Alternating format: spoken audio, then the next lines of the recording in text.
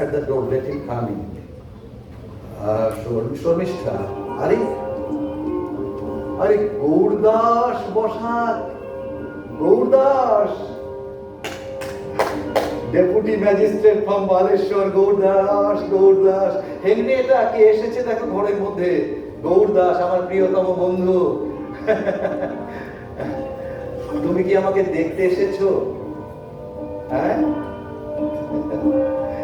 গৌরদাস, আমাকে দেখতে এসেছো?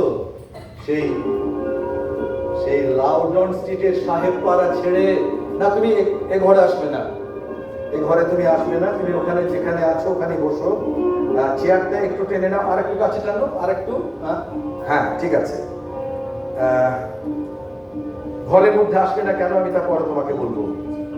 দেখতে এসেছো আমাকে? হ্যাঁ, লাউডন স্ট্রিটের সাহেব পাড়া ছেড়ে উত্তর পাড়া দয়া করে জয়কেষ্ট মুখুজ্জে থাকতে দিয়েছিলেন তার লাইব্রেরি ঘরে, সেখানেও ঠাঁই হলো না। অবশেষে বেনে পুকুরের এই বাসা বাড়ি, ঝুরঝুর করে ঝরে পড়ছে বালি, ভাঙা চোড়া সব চারিদিক, একদম অদ্ভুত।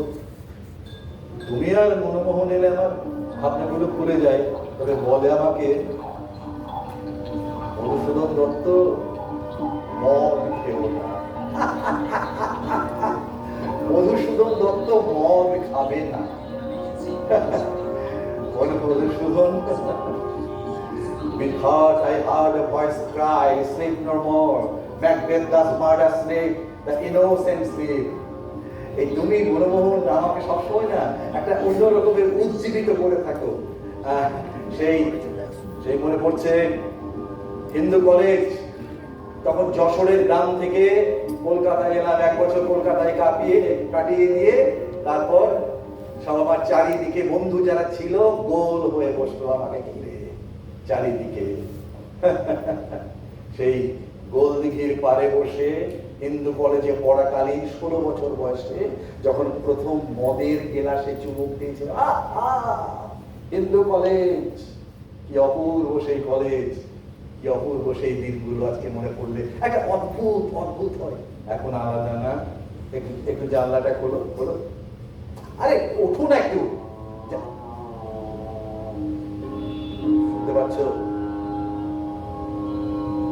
কিছু লোক গালাগাল দিচ্ছে আমাকে। ওরা পাওনাদার, মদের দোকানের লোক, মুদির দোকানের লোক। আমি ঠেলাওয়ালার কাছেও টাকা ধার করেছি, শোধ করতে পারছি না।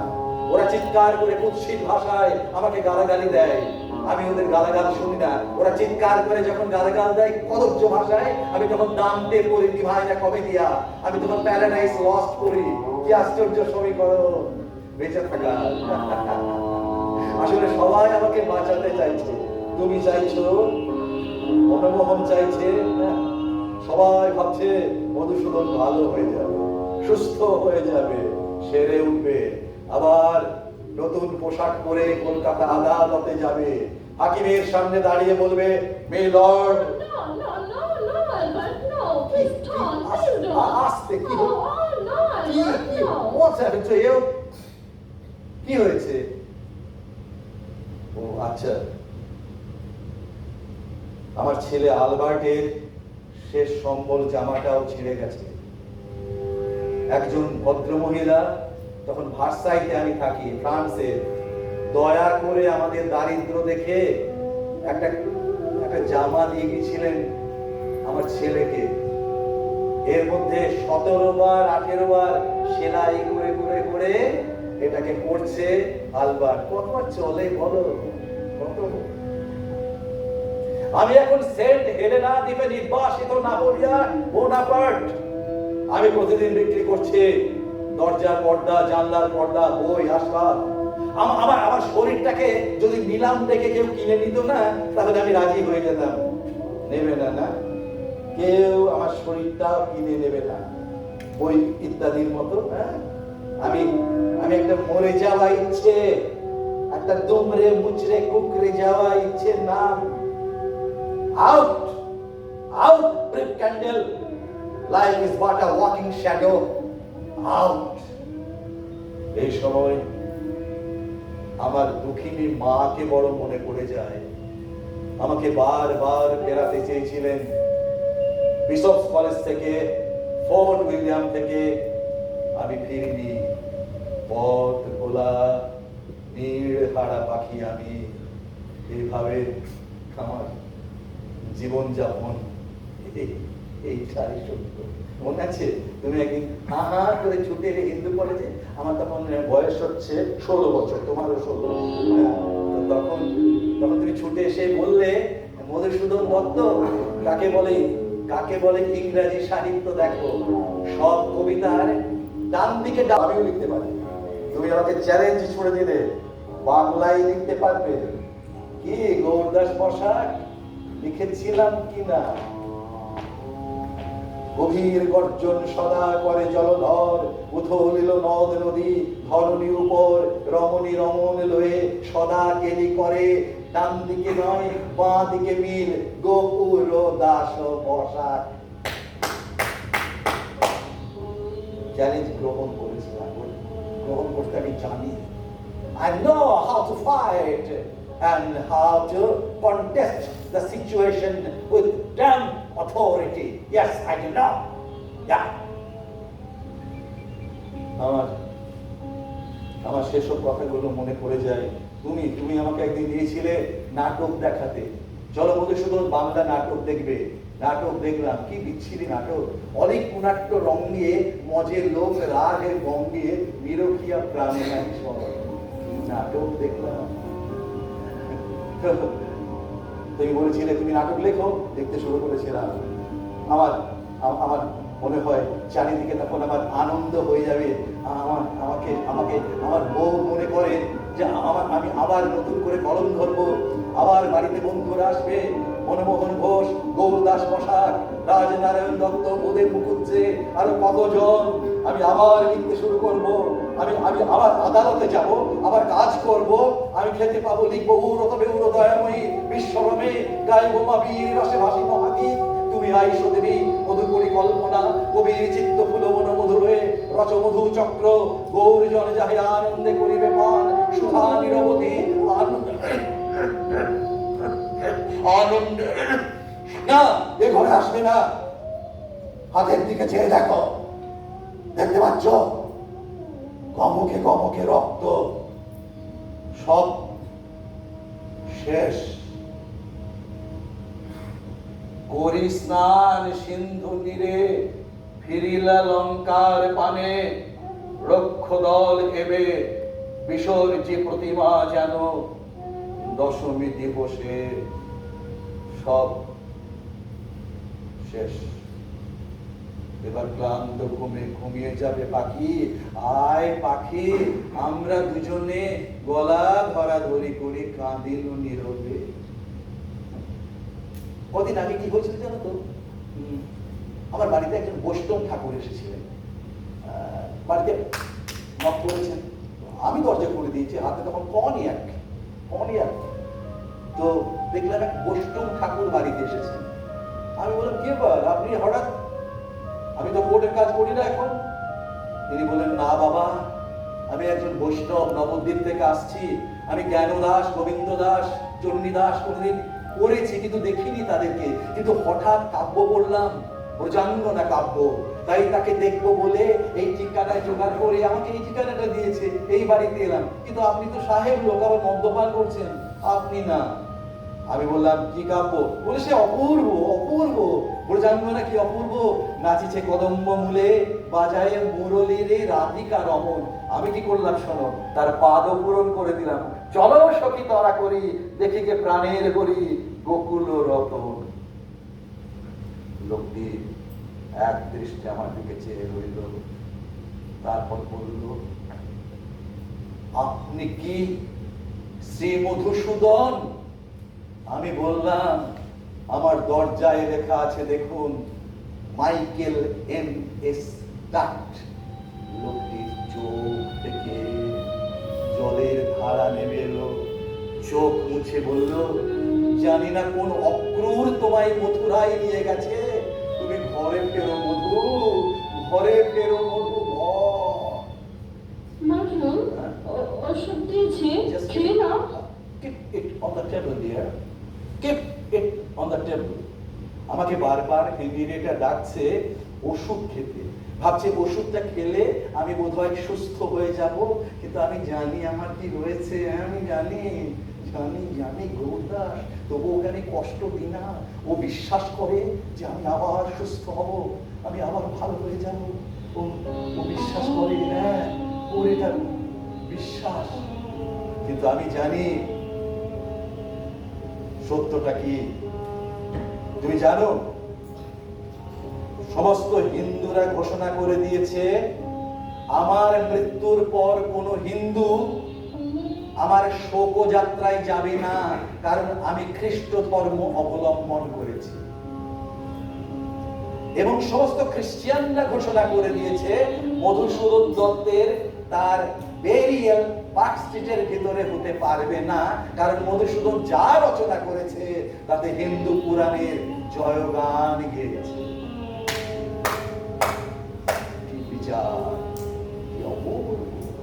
আমার গুরু রেভারেন্ড কৃষ্ণমোহন বন্দ্যোপাধ্যায়, বিরোজিয়ান কৃষ্ণমোহন, ইয়ং বেঙ্গলের কৃষ্ণমোহন, তিনি নাকি কোথা থেকে শুনেছেন আমি তার কন্যার প্রতি একটু অনুরক্ত হয়েছে। আমি কিন্তু জানতাম না সেটা, কি দেবকী বা রেবতী কিছু একটা নাম, কত 12-13 বছর বয়স, আমি দেখিনি তাকে।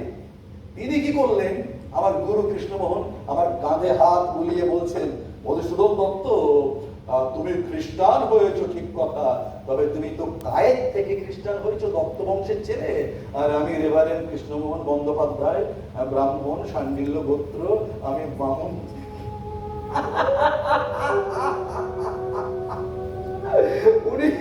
উনি বামুন থেকে খ্রিস্টান, আমি কায়েত। উনি বামুন থেকে আর আমি কায়েত থেকে। উনি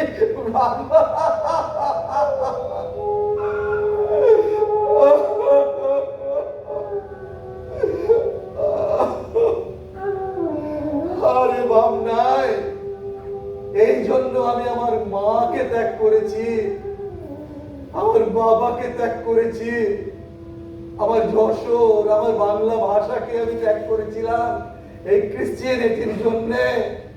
এই কি প্রাপ্য ছিল? এই হয়তো বাস্তব, এই হয়তো আমার প্রাপ্য। তুমি আমাকে নাটক দেখাতে নিয়ে গিয়েছিলে, আবার তুমি আমাকে আমাকে আলিপুরের কাজটা পাইয়ে দিয়েছিলে, একটা ছোটখাটো গানের কাজ, সে কাজও করেছি সেদিনকে, মনে আছে আমার। মধুসূদন দত্ত, আমার মনে আছে আমার জন্য পালকি আসতো, আমি পালকি চড়ে কলেজে আসতাম। আমার জন্য এত এত বেশি জামা কাপড় কাঁচা হয়ে আসতো, প্যারিস থেকে গুনে শেষ করা যায়। হ্যাঁ, ভারতের কাছে জামা কাপড় আমার বাবা মা পাঠাতেন না। আমার আমার আমার যখন কোনো ভিখারি পয়সা চাইতো, আমি পকেট থেকে যতগুলো উঠতো আমি সব ভিখারি রাতে দিতাম। আর বুধে মুকুজ্জে বলতো, মধুসূদন তুমি একটু গুনে দাও, আমি বলতাম মাইকেল মধুসূদন দত্ত, রাজনারায়ণ দত্তের ছেলে, পয়সা গুনতে জানে না। আর আমার জন্য খাবার আসতো, এত এত খাবার 10 জন ছাত্র খেয়ে শেষ করতে পারে না। একবার ওঠো ওঠো, আর ওঠো না, একবার এদিকে থাকো, এদিকে দেখতে পাচ্ছ, পচা দুর্গন্ধযুক্ত ভাত আমার ছেলেরা খাচ্ছে, এত দুর্গন্ধ যে মনমোহন বলেছিল তোমার ছেলেরা এই খেয়ে থাকে, দেখো। আর ওইটুকুনি ভাত আমি আর হেনরিয়েটা আমরা 2 দিন না খেয়ে আছি। বিশ্বাস করতে পারবে তুমি? বিশ্বাস করবে? অনাহারে আছি।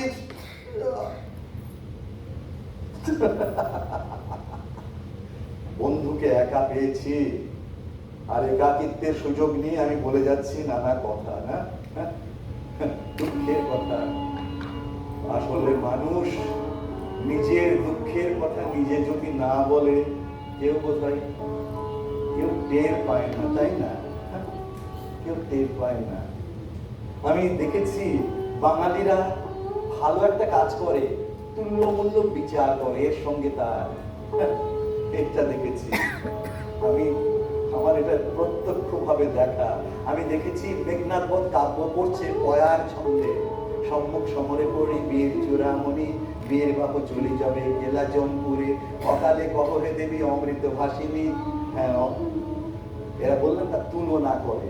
একদিন যতীন্দ্রমোহনের মরকত কুঞ্জে বিদ্যাসাগর মশাই ঘোরাঘুরি করছেন, আর তার পাশে একটি উমেরা স্তাবক সে ঘোরাঘুরি করছে। চাকরি ফাকরি দরকার হয়তো, বিদ্যাসাগর তখন স্কুল করছেন।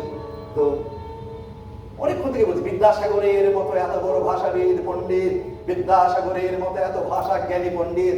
আমি বললাম থামো। হ্যাঁ, আমি বলেছিলাম থামো, বিদ্যাসাগর ভাষাবিদ পণ্ডিত, মেদিনীপুর জেলার ওই এইটুকুনি মানুষটি ভাষাবিদ পণ্ডিত, ভাষা জ্ঞানী পণ্ডিত, এত বড়। বিদ্যাসাগর সাগর গ্রিক জানেন, আমি জানি, হিব্রু আমি জানি, স্প্যানিশ আমি জানি, লাতিন আমি জানি, আমি বিশ্বের 12টা ভাষায় কথা বলতে পারি, 13টা ভাষা লিখতে পারি। পারবেন বিদ্যাসাগর? পারবেন। কিন্তু তাল তলার চটি পরা, ঠেঙো ধুতি পরা মেদিনীপুর জেলার ওই ছোট খাটো লোকটির মধ্যে কি আছে জানো? যা আমাদের মধ্যে নেই। এইটা হৃদয়, যার জন্য উনি হিমালয় পর্বত আর আমরা সব ছোট ছোট ছোট ছোট টিলা। আমি আজও বুঝি না আমাদের এই ধুলো মাটির বাংলায় জন্মে একজন মানুষ এত বড় প্রাণ কোথা থেকে পায়। তোমরা বলো বিদ্যাসাগর, আর আমি বলি করুণার সিন্ধু তুমি। সেই জানে মনে দিন যে দিনের বন্ধু, এই দিনের বন্ধু তুমি না থাকলে আমাকে ভার্সাই শহরে বিদেশে না খেয়ে পড়তে হতো। এই হিমালয় তুমি, তুমি ছিলে। কি হয়েছে? কি অসুবিধাটা কি? হ্যাঁ,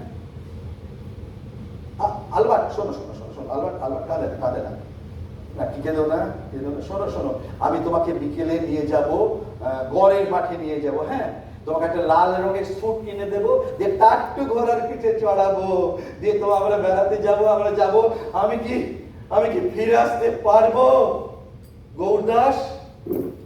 আমি কি ফিরে আসতে পারবো আলিপুর জেনারেল হাসপাতালে থেকে? যা পরামর্শ হয়েছে হেনরিয়েটার সঙ্গে, মনমোহন আমাকে আলিপুর জেনারেল হাসপাতালে ভর্তি করে দেবে।